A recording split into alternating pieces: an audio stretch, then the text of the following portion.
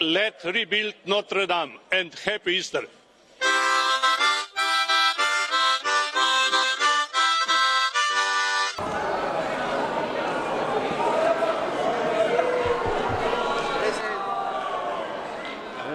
Okay, yeah, okay, bye-bye. All the time about the diversity, that our parliament is to defend diversity. But all the time, if there is a voting, we are voting for unification of everything. You are not for diversity, but for unification. This time it is Ein Reich, ein Volk, ein Ticket. Thank you very much. And out of institutional respect, President, to the truth, perhaps you will understand and agree with me that within the European form of lawmaking, it is the unelected Commission that have the sole right to propose legislation. Pergunto aos colegas da minha família política que tendem a... Thank you, Mrs. Gomes. Thanks very much. Mrs. Gomes, you ran out of your time. No. Mrs. Gomes, this is not respectful to your colleagues who are waiting for their time to speak. Mrs. Dalli has a blue card question. Do you accept? Thank you, Mrs. Dalli. Go ahead, half a minute. Thank you. Since I was mentioned in an incoherent speech, which I couldn't even follow, I would like to ask my colleague to kindly specify more clearly if you are against these reforms, because that's what I'm understanding from you. So, Mrs. Gomes, please. All reforms that can indeed ensure the separation of powers and the rule of the law. And that's exactly the reason why they are not there. These are not being respected. And that's the reason why the investigation on the murder of Daphne Caruana Galizia is blocked. And that is outrageous. And I hope that anyone serious like yourself would be against that. I see that you have a lot to say to each other, and I would recommend maybe just to take it offline outside the hemicycle. Thank you, Mrs. Beňová, for 1 minute. Ďakujem, pán predsedajúci, bude to teraz náročné. This is the 29th day of our protest actions, ladies and gentlemen. This is the interpreters speaking to you of the imposition of unfair working conditions by Parliament's administration. And we now need political mediation and involvement of interpreters' representatives in our talks. We've been requisitioned for this meeting. It won't be affected by stoppages, but we will grant no overruns.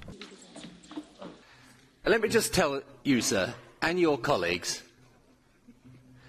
you sit with our country's flag, you do not represent our country's interests. And now we come to my surprise. Now, I must admit that I'm not a big fan of the Kaczynski brothers from Poland, but I think they've done a wonderful job in this vodka debate. They've defended vodka heroically. And I'm hoping that this little token of appreciation and gift that I'm going to send the Kaczynski brothers, in other words, a bottle of vodka, will soften up their position on the Constitution. Thank you very much, Mr. Chairman. Mr. President, Prime Minister, members of the European Parliament, I would like to welcome those that have actually taken the trouble to turn out this morning, but the fact that there's about 30 members of Parliament present in this debate only really illustrates the fact that Parliament is not serious in this. And I'm putting that to you today. If Mr. Muscat and Mrs. Merkel, difficult to imagine that, or Mr. Macron perhaps, if had been here, it would have been full house.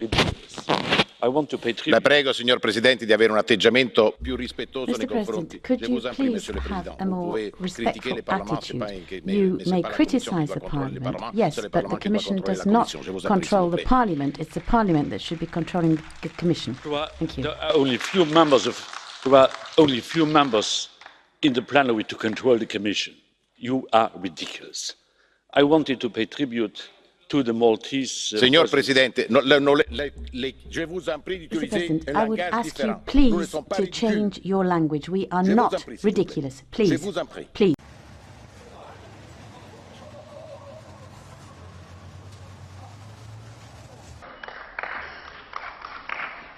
Views expressed by Herr Schulz meet the case. He is an undemocratic fascist. Well,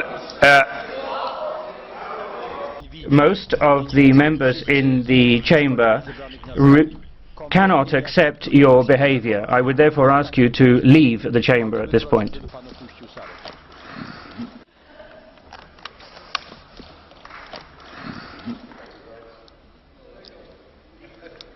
Mr. Cohn-Bendit, we have a question for you from the Earl of Dartmouth. Yes, Mr. Cohn-Bendit, why can't you understand that federalism, European regulations and the wasted European budgets are no cure for the European disease? They are the cause of the European disease.